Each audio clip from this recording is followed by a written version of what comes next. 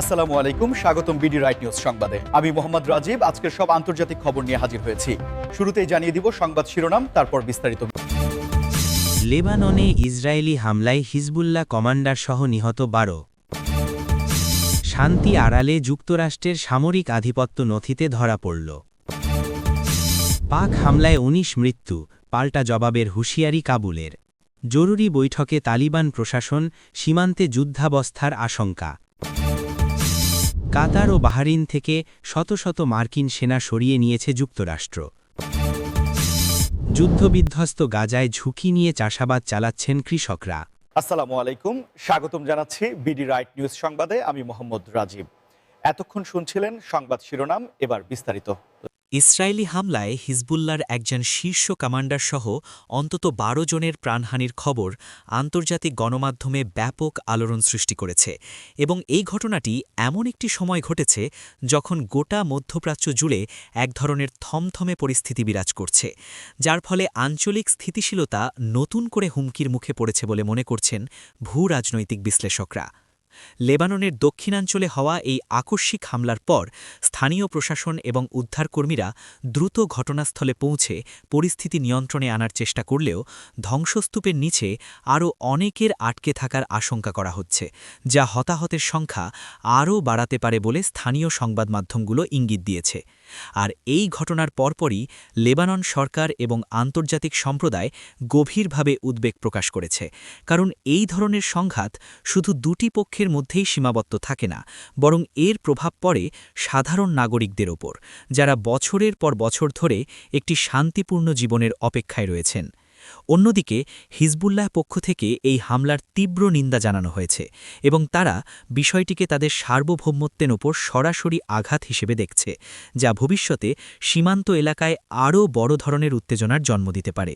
পাশাপাশি জাতিসংঘসহ বিভিন্ন আন্তর্জাতিক সংস্থা উভয় পক্ষকে সর্বোচ্চ সংযম প্রদর্শনের আহ্বান জানিয়েছে, যাতে পরিস্থিতি একটি পূর্ণাঙ্গ আঞ্চলিক সংকটে রূপ না নেয়। আপনারা যারা নিয়মিত আন্তর্জাতিক সংবাদ অনুসরণ করেন তারা নিশ্চয়ই জানেন যে লেবানন ও ইসরায়েল সীমান্ত, যা ব্লু লাইন নামে পরিচিত, সেখানে দীর্ঘদিন ধরেই এক ধরনের চাপা উত্তেজনা বিরাজমান এবং ছোটখাটো সংঘাত প্রায়শই ঘটে থাকে। তবে শীর্ষ পর্যায়ের কোনো কমান্ডারের নিহত হওয়ার ঘটনা পরিস্থিতিকে ভিন্ন মাত্রা দেয়, কারণ এর সাথে প্রতিশোধের একটি মনস্তাত্ত্বিক এবং কৌশলগত বিষয়ে জড়িয়ে থাকে।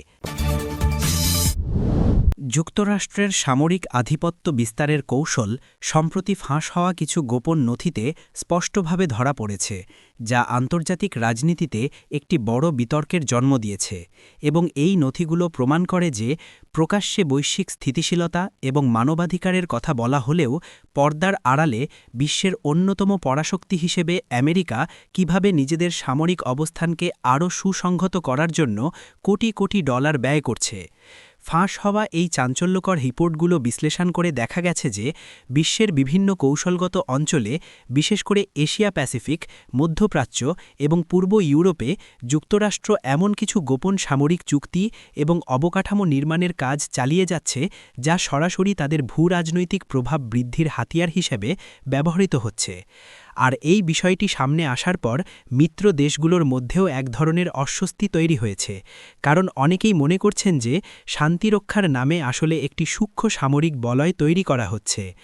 বিশ্লেষকরা বলছেন, এই ধরনের দ্বিমুখী নীতির কারণে আন্তর্জাতিক সম্প্রদায়, বিশেষ করে উদীয়মান শক্তিগুলোর সাথে যুক্তরাষ্ট্রের এক ধরনের আস্থার সংকট তৈরি হতে পারে, কারণ একদিকে যেমন তারা বিভিন্ন আন্তর্জাতিক ফোরামে অস্ত্র নিয়ন্ত্রণ এবং জলবায়ু পরিবর্তনের মতো শান্তিপূর্ণ বিষয়গুলো নিয়ে সরব থাকে, অন্যদিকে তাদের প্রতিরক্ষা বাজেট এবং সামরিক জোটগুলোর সম্প্রসারণ সম্পূর্ণ ভিন্ন একটি গল্প বলে। এই নথিগুলোতে আরও উঠে এসেছে যে আধুনিক প্রযুক্তি, সাইবার ওয়ারফেয়ার এবং কৃত্রিম বুদ্ধিমত্তাকে কাজে লাগিয়ে পেন্টাগন এমন কিছু নজরদারি ব্যবস্থা এবং ড্রোন নেটওয়ার্ক তৈরি করছে, যা প্রচলিত যুদ্ধের ধারণাকেই পাল্টে দিচ্ছে। এবং এই অত্যাধুনিক সামরিক প্রস্তুতি শুধু আত্মরক্ষার জন্য নয়, বরং বৈশ্বিক রাজনীতিতে নিজেদের একচ্ছত্র আধিপত্য বজায় রাখার একটি সুদূর প্রসারী পরিকল্পনার অংশ।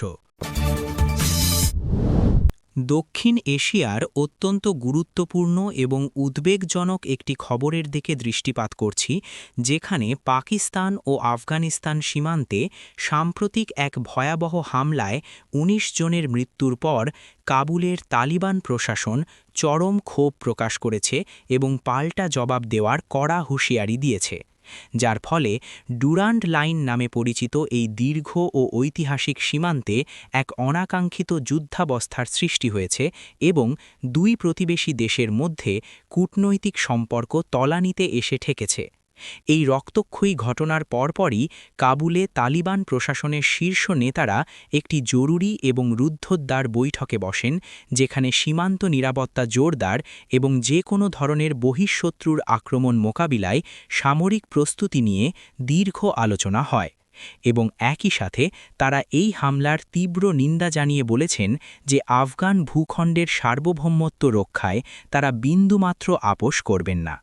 অন্যদিকে পাকিস্তানের দিক থেকে দাবি করা হচ্ছে যে তাদের ভূখণ্ডে বেশ কিছু অনাকাঙ্ক্ষিত ঘটনা ঘটার পর তারা নিরাপত্তা নিশ্চিত করতেই এই অভিযান চালিয়েছে। কিন্তু এই পাল্টাপাল্টি দাবির মাঝখানে পড়ে সবচেয়ে বেশি ক্ষতিগ্রস্ত হচ্ছেন সাধারণ সীমান্তবর্তী মানুষজন, যাদের জীবন ও জীবিকা আজ চরম হুমকির মুখে। এই ডুরান্ড লাইন বা পাক আফগান সীমান্ত ঐতিহাসিকভাবেই অত্যন্ত জটিল এবং সংবেদনশীল একটি এলাকা, যেখানে পশতুন উপজাতিদের বসবাস, এবং এই সীমান্তের অনেক অংশই প্রাকৃতিকভাবে দুর্গম হওয়ায় এখানে নিয়ন্ত্রণ বজায় রাখা সবসময়ই একটি বড় চ্যালেঞ্জ। আর তার ওপর সাম্প্রতিক এই হামলার ফলে সেখানকার স্থানীয় বাসিন্দাদের মধ্যে তীব্র আতঙ্ক ছড়িয়ে পড়েছে। অনেকেই নিজেদের ঘরবাড়ি ছেড়ে নিরাপদ আশ্রয়ের খোঁজে অন্যত্র চলে যাচ্ছেন, যা একটি নতুন মানবিক বিপর্যয়ের আভাস দিচ্ছে। যুক্তরাষ্ট্র সম্প্রতি কাতার এবং বাহরাইন থেকে তাদের শত শত সেনা সদস্য সরিয়ে নেওয়ার সিদ্ধান্ত কার্যকর করেছে, যা উপসাগরীয় অঞ্চলের ভূরাজনীতিতে একটি বড় ধরনের শিফট বা পালাবদল হিসাবে দেখা হচ্ছে। এবং এই সিদ্ধান্তটি প্রমাণ করে যে পেন্টাগন তাদের বৈশ্বিক সামরিক কৌশল নতুন করে সাজাচ্ছে। কাতার এবং বাহরাইন ঐতিহ্যবাহীভাবে মধ্যপ্রাচ্যে মার্কিন সামরিক বাহিনীর জন্য দুটি অত্যন্ত গুরুত্বপূর্ণ ঘাঁটি হিসেবে কাজ করেছে। বিশেষ করে কাতারের আল উদেইত বিমান ঘাঁটি এবং বাহরাইনে অবস্থিত মার্কিন নৌবাহিনীর ৫ম বহরের সদর দপ্তর দীর্ঘকাল ধরে এই অঞ্চলে যুক্তরাষ্ট্রের শক্তি প্রদর্শনের মূল কেন্দ্র ছিল। কিন্তু হঠাৎ করে এই বিপুল সংখ্যক সৈন্য প্রত্যাহারের পেছনের কারণ নিয়ে সামরিক বিশ্লেষকদের মধ্যে ব্যাপক কৌতূহল তৈরি হয়েছে। বিশেষজ্ঞরা মনে করছেন যুক্তরাষ্ট্রের এই সৈন্য প্রত্যাহারের মূল কারণ হল তাদের ফোকাস এখন মধ্যপ্রাচ্য থেকে সরে গিয়ে এশিয়া প্যাসিফিক বা ইন্দো প্যাসিফিক অঞ্চলের দিকে নিবন্ধিত হচ্ছে, কারণ বিশ্ব অর্থনীতি এবং ক্ষমতার ভরকেন্দ্র এখন ধীরে ধীরে এশিয়ার দিকে ঝুঁকছে, এবং সেখানে চীন সহ অন্যান্য উদীয়মান শক্তিগুলোর প্রভাব মোকাবিলা করা ওয়াশিংটনের জন্য একটি প্রধান অগ্রাধিকার হয়ে দাঁড়িয়েছে।